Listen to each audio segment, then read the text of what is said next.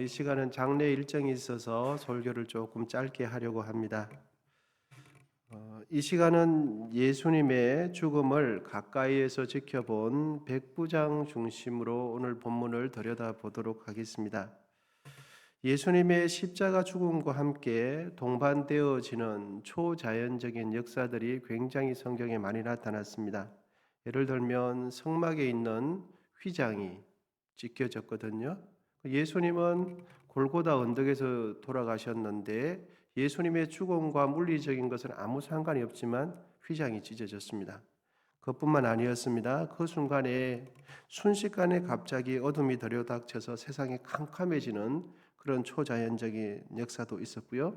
마태복음에 의하면 예수님께서 돌아가실 때에 갑자기 땅이 진동하고 바위가 터지고 사람을 이렇게 묻었던 무덤이 열리는 일까지 있었습니다. 그런데 초자연적인 역사는 아니지만 예수님의 십자가 죽음을 가까이에서 지켜본 백부장은 예수님을 향해서 그는 진실로 하나님의 아들이었도다 이렇게 고백을 합니다.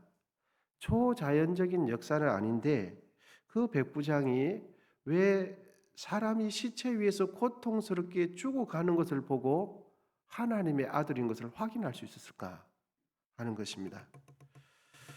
그와 같은 고백을 한 백부장은 여러분 곰곰이 생각해 보면 유대인도 아니었습니다. 그리고 당시 종교 지도자들도 아니었습니다. 그리고 하나님을 믿는 사람이 아니었습니다. 그리고 율법에 대해서 해박한 지식을 가지고 있는 사람도 아니었습니다.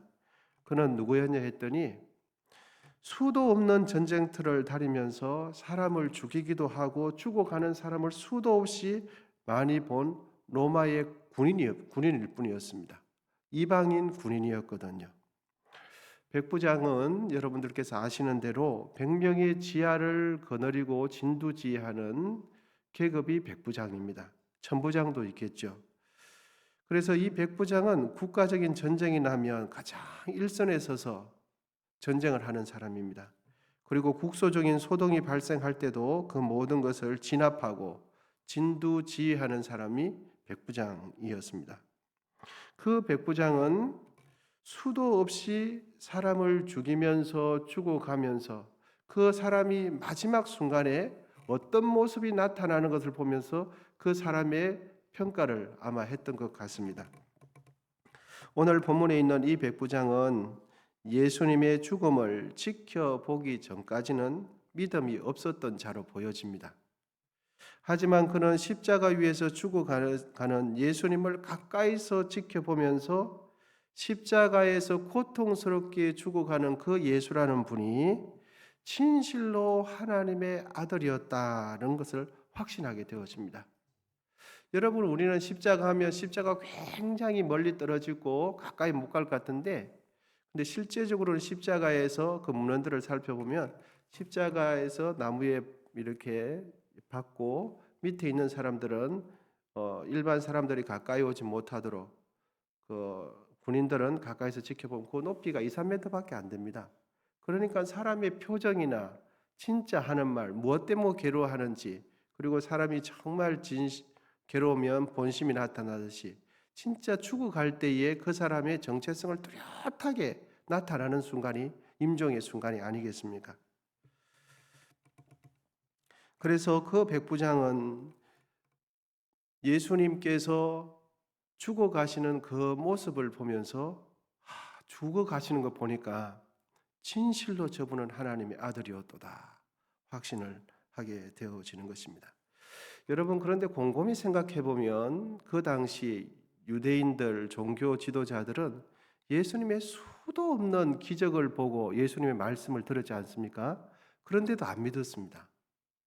그런데 예수님의 기적도 보지도 못하고 율법도 모르고 예수님의 가르침을 받지도 않았던 그 백부장은 예수님께서 죽어가시는 모습을 보고서 그 모습 속에서 저분은 진실한 분이고 하나님의 아들인 것을 확인한 겁니다.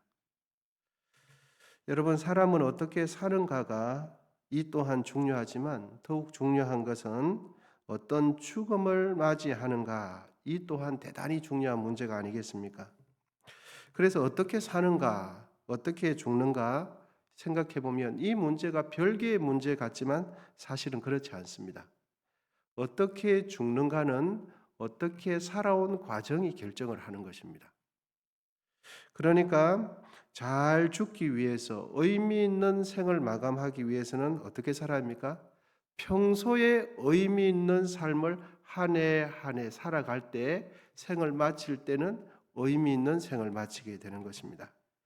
여러분, 우리의 죽음은 무엇이 결정하는가 하면 어떻게 살아왔는가가 우리의 생을, 우리의 죽음의 가치를 결정하게 되는 것이죠.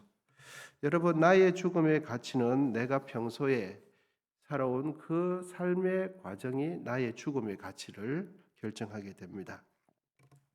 이제 말씀을 마무리하도록 하겠습니다. 여러분, 인생을 아름답게 마치시기를 원하십니까? 참으로 의미 있는 생을 마감하기를 원하십니까?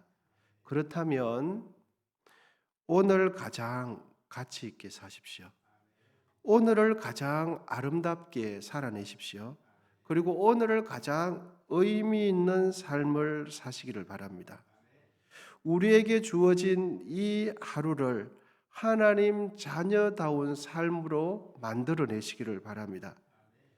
왜 그러냐 하면 좀 전에도 말씀드렸지만 오늘의 나의 삶의 모습이 나의 생애의 마지막 모습을 결정하고 나의 마지막 생애의 모습은 지금까지 살아왔던 삶의 과정이 마지막 생을 마칠 때 지대한 영향을 주기 때문입니다.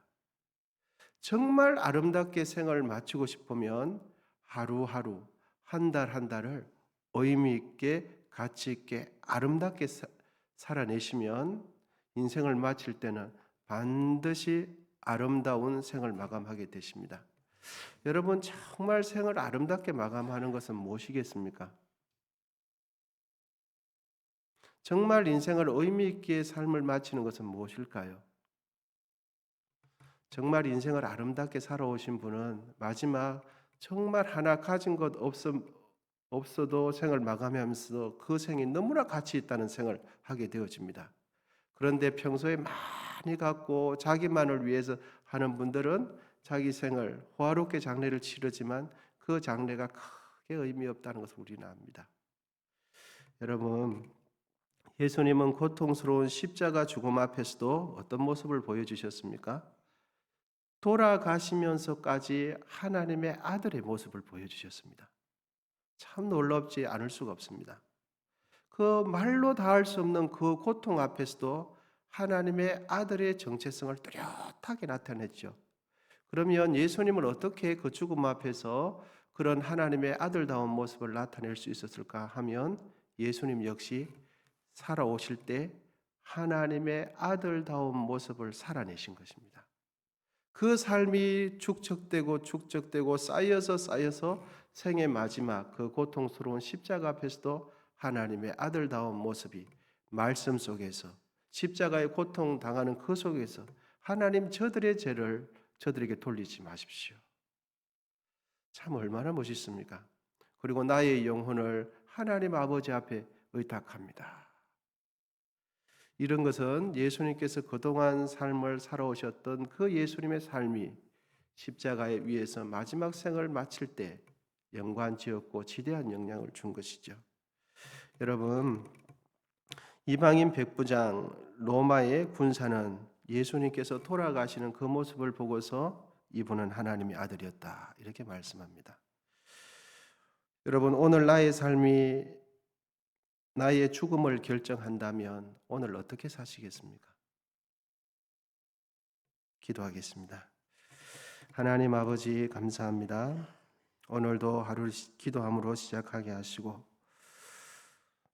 하나님 말씀을 또 대하면서 우리의 마음이 정리되게 하시니 감사합니다.